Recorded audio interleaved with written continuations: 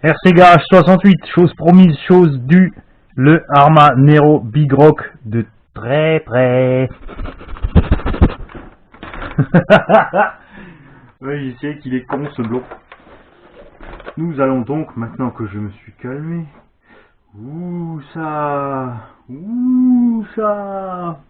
voir le Arma Nero en détail et de près. On va commencer comme souvent par l'extérieur et ensuite on va rentrer dans la machine. La carrosserie est, je trouve, très belle quand on aime ce look. Ils ont fait, comme beaucoup en ce moment, de la peinture mat avec, par contre, ce qu'on ne voit pas sur les photos, en fait il y a une petite nuance. Vous avez une bande noire brillante à l'intérieur. La carrosserie a donc été peinte à l'extérieur pour ce qui est du mat. Là où apparemment ils ont été malins, c'est qu'ils ont quand même, puisque d'abord GT a été peinte à l'extérieur, mais apparemment cette carrosserie a été peinte intérieur et extérieur, ce qui est très malin. Parce que quand vous allez rayer votre peinture mat ici, il y aura quand même du noir en dessous. La peinture ne sera donc pas tout de suite transparente, comme c'est le cas sur le Karoq, où on voit directement à travers la machine après quelques utilisations. Encore une fois, la preuve que Arma a réfléchi avant de faire un truc. Elle est vraiment solide. Ils ont bien renforcé les points et les cornières. Même la benne, qui est le point faible sur les trucks en général, ici à l'arrière, est bien faite.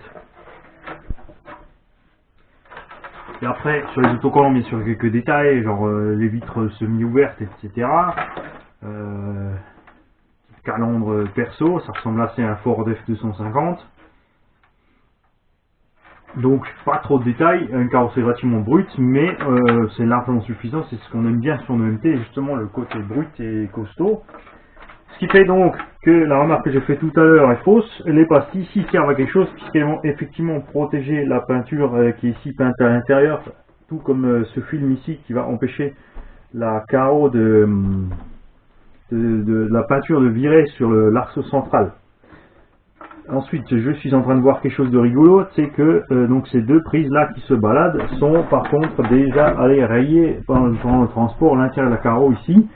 Pas très grave puisque de l'autre côté on a le sticker pour la vitre. De toute façon, une fois que la machine est branchée, ces prises ne vont plus se balader par là. Les prises sont des XT90, ce qui est un très bon choix de Arma puisqu'elles sont très résistantes. Les connecteurs cylindriques ont un gros avantage, c'est qu'ils ont toujours un contact quoi qu'il arrive, quel que soit l'angle, dans les vibrations et les chocs. Ce qui n'est pas le cas des connecteurs plats comme les Traxxas ou les DIN. Cette machine étant prévue pour des choses relativement violentes quand même de la part de Arma, ils ont fait ce qu'il faut. Ils ont aussi relativement bien mis les câbles. Alors les câbles moteurs sont maintenus entre ici sur le dessus du différentiel par une bague en plus, ce qui va les empêcher de se débrancher sur les chocs. Par contre, ce que je trouve pas terrible, c'est qu'ici ils sont coincés à côté de l'amortisseur. Cet amortisseur a un mouvement, un léger mouvement, et en transversal forcément du fait du levier, l'arrière se déplace. Si vous déplacez les amortisseurs vers l'intérieur, donc pour remonter la garde-sol, ce qu'on va tester tout à l'heure pour voir aussi si ça influe sur le comportement de la suspension vraiment beaucoup, c'est que les câbles ici vont râper sur le filetage, donc vous allez déjà rapidement amocher soit sur le filetage rasoir, et en plus vous allez abîmer la gaine des câbles. L'autre chose qu'ils ont fait, c'est qu'ils ont mis donc cette rampe de capaciteur ici pour empêcher le moteur qui est très gourmand d'aller faire cramer le variateur et de permettre à la réaccélération, comme la machine est très lourde, elle fait 6 kg à vide, donc avec 2 x 3S on va arriver près des 7 kg,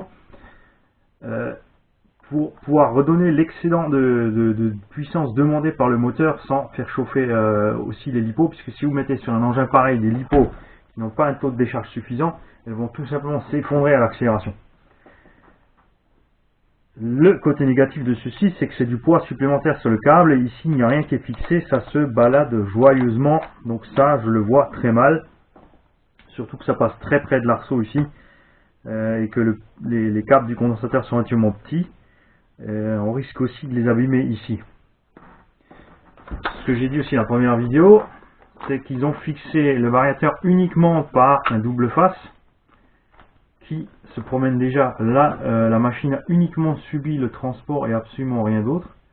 Et il n'était pas arraché quand j'ai bien sûr côté sorti tout de suite, mais on a déjà un souci à ce niveau-là. L'interrupteur mécanique, quelque chose dont je ne suis pas fan quand il est monté dans le sens de la longueur du châssis pour des raisons très simples. Si vous mettez le on vers l'avant, si vous prenez un choc à l'avant, il est possible qu'au bout d'un moment, une fois que l'interrupteur s'est remis un paquet de fois, qu'il aille tout simplement s'éteindre dans la machine. Pareil, s'il est monté vers l'arrière sur un choc arrière. L'idéal est qu'ils soient montés en transversal, puisque les tonneaux sont généralement moins violents au point de vue inertie pour la machine.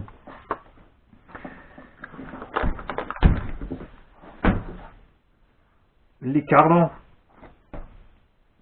donc j'en étais aux suspensions, on va peut-être rester là. Donc les cantilevers ont des soucis d'après certains utilisateurs avec les axes qui cassent en deux ici. C'est quelque chose que je vais surveiller de près et voir si on peut évidemment pas l'améliorer. Personnellement, je ne vais pas utiliser cette machine pour la catapulter à 20 mètres avec un poids pareil. Pour ça, j'ai le Seine ici. Donc cette machine-là ne va pas être déchiquetée et dépiautée et massacrée comme on le voit sur certaines vidéos, mais c'est très bien parce qu'il faut que certains le fassent pour qu'on puisse effectivement voir si cet engin tient ce qu'il promet. Hein. Ça c'est clair. Les supports de carrosserie aussi, déjà sur le Nero, certains ont arraché, bien que ça me paraît bizarre parce que c'est vraiment monté très souple, donc là il n'y a pas de raison que ça ne puisse pas encaisser. Par contre à l'arrière ça me paraît étrange, c'est vraiment tellement souple que ça peut aller heurter le... En fait, voilà, regardez, si on peut aller percuter le cantilever et le support de carrosserie. C'est pas quelque chose forcément qui va arriver souvent, donc si vous êtes sur le toit, la suspension n'a aucune raison d'être comprimée. Quoique avec l'inertie, c'est largement possible que les roues, au moment d'impacter sur le toit, ils descendent un coup. Et on va effectivement bloquer les cantilevers dans cette fixation-là. Ça me paraît un peu olé olé. Il y a néanmoins les plots pour fixer la carreau du Nero là. Alors je pense que ce serait une bonne chose peut-être de rajouter 2 plots ici, de mettre 4 plots de fixation à l'arrière. Ce qu'on aurait bien aimé voir, c'est des plots aussi de fixation latéraux pour que la carrosserie agisse bien comme une cage, elle reste relativement intacte de sa forme globale. Les pare-chocs, je me souviens plus, j'avais le Nero en main, mais si je me souviens bien, ils n'étaient pas faits de cette façon-là. Ils ont fait des pare-chocs d'après le système Traxa, c'est-à-dire une grande boucle flexible. C'est un moyen, je dirais, puisque cette grosse flexibilité va faire que les pare-chocs vont aller percuter la carreau. Là où ils ont bien réfléchi chez Arrma, c'est qu'ils ont fait des rebords sur ces pare-chocs. Alors je vais vite tester un truc. Ils ont fait des rebords en fait pour que la carreau puisse passer devant. Et ça c'est génial, puisque ces rebords en fait empêchent la carrosserie, comme on le voit souvent sur le MT, comme le X-Max ou même le Hyper MT, ça m'est déjà arrivé, le Seine aussi. La carrosserie va se lever sur certains chocs, passer par-dessus le pare-choc et rester accroché devant. Et le fait d'avoir fait ça en fait empêche la carrosserie donc vraiment d'aller à l'intérieur du pare-choc, et ça la renforce encore une fois sur les chocs avant-arrière. Ça c'est quelque chose que j'apprécie beaucoup, ça c'est vraiment chouette ce qu'ils ont fait là. L'inconvénient du système, c'est que ceux qui veulent rabaisser la carrosserie vont devoir couper la carrosserie, ceux qui veulent la remonter vont se trouver avec ce système à l'air. Donc ça c'est dommage, il aurait fallu que on puisse régler cette chose en hauteur, ce qui n'est pas le cas. Mais c'est un plus quand même. Alors ça c'est vraiment chouette, je vais vous montrer de près, vous voyez les petits rebords là qui empêchent la carrosserie d'aller se coincer à l'intérieur du pare-choc. Ça c'est vraiment super chouette. La qualité des alus Arrma est bonne, parce que j'avais déjà le Créton en main et le Senton. Il n'y a pas de souci à se faire à ce niveau là. On a critiqué aussi les biellettes des tie rods ici, des push rods, c'est-à-dire les leviers qui vont pousser le cantilever. Ces biellettes cassent. Il y en a beaucoup qui ont fait un gros drame puisqu'elles se décrantent. Ce qui vient en fait d'un fait très simple. Arrma ici n'a pas pensé à mettre une butée négative sur la suspension, c'est-à-dire que le bras de suspension peut descendre plus loin que ce que la suspension peut s'ouvrir. Je vais vous le montrer là, tout simplement. Donc il est arrivé comme ça du débattement libre. Regardez voir ce qui arrive. Si je tire sur la roue, vous voyez, on tire sur l'amortisseur, il va carrément aller se... Regardez voir la coupelle, voilà. Enfin, on voit très bien, j'espère que c'est sur la vidéo. Regardez voir, clac. Vous avez vu, la coupelle d'amortisseur carrément va percuter sur le cantilever. C'est la raison pour laquelle Traxxas les a fait tout simplement échancrer.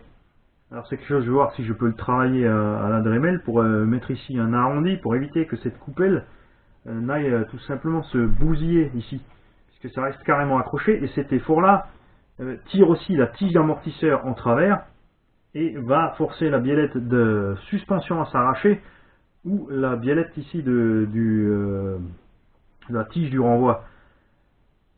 C'est aussi quelque chose qu'ils ont amélioré ici sur le Big Rock par rapport au Nero, c'est qu'ils ont augmenté la taille des biellettes de suspension. Est-ce que ça va suffire quand je vois l'effort ici, alors que je suis juste chez moi à la maison pour vous le montrer, quand je vois ce qu'il arrive à cet amortisseur quand je tire à fond dessus, je suis un peu inquiet. Donc ça, c'est un point négatif. Pour ce qui est des biellettes, c'est pas un problème, il existe plusieurs fournisseurs et on peut prendre des biellettes d'une autre marque. J'ai eu le même souci chez Obao. Les biellettes ici des bras de suspension supérieurs ont toutes cassé au niveau du filetage. Je les ai remplacées par, accrochez-vous bien, je vous ai dit que j'adore cette machine, par des rotules HPI du Savage Flux dernière génération avant qu'il l'arrête, qui étaient donc super renforcées. Sur le dessus, on voit pas grand chose de plus. Ils ont fait le même traitement en fait aux cardans centraux que sur les cardans qui vont aux roues. Et je me suis aussi trompé dans la première vidéo qui est en train d'être mise en ligne là, à l'heure où je vous parle. C'est que les articulations de cardan sont en 14 mm ici au lieu de 12 sur le Nero, et les axes de ces articulations sont en 3,2 mm si j'ai bien mesuré. Alors il faudrait le démonter exactement pour bien voir. Là, vu de nez comme ça, vite fait dessus avec le pied à coulisse, on est à 3,2 mm, ce qui est donc beaucoup plus solide. Par contre, on est quand même relativement au bout de ces cardans avec la tige. Donc, est-ce que la matière là va être assez solide pour encaisser, ou est-ce que, au lieu de casser les tiges, on va aller arracher là-bas? Ça, c'est une question qui peut être intéressante. On verra aussi à l'utilisation si les anodisations tiennent bien sur les cardans, puisque les roues avant vont projeter pas mal de saleté sur les roues arrière, donc on va bien laminer, je pense, ces tiges d'aluminium. Sinon, rien à dire. Arma a gardé une bonne habitude, c'est de fixer leurs câbles un peu partout. Ici, les câbles qui vont au cerveau, donc pour les Deep Brain, sont fixés régulièrement avec des pattes sur le châssis pour ne pas aller se promener n'importe où. Bien évidemment, ce type de montage pose un problème à l'entretien. Il y a ici des choses qui vont rentrer à l'intérieur du châssis que vous n'arriverez pas à sortir sans tout démonter. Mais n'est-ce pas là, si, je l'ai bien dit, il me semble, n'est-ce pas là un des plaisirs qu'on a en RC, c'est de dépiéter nos machines.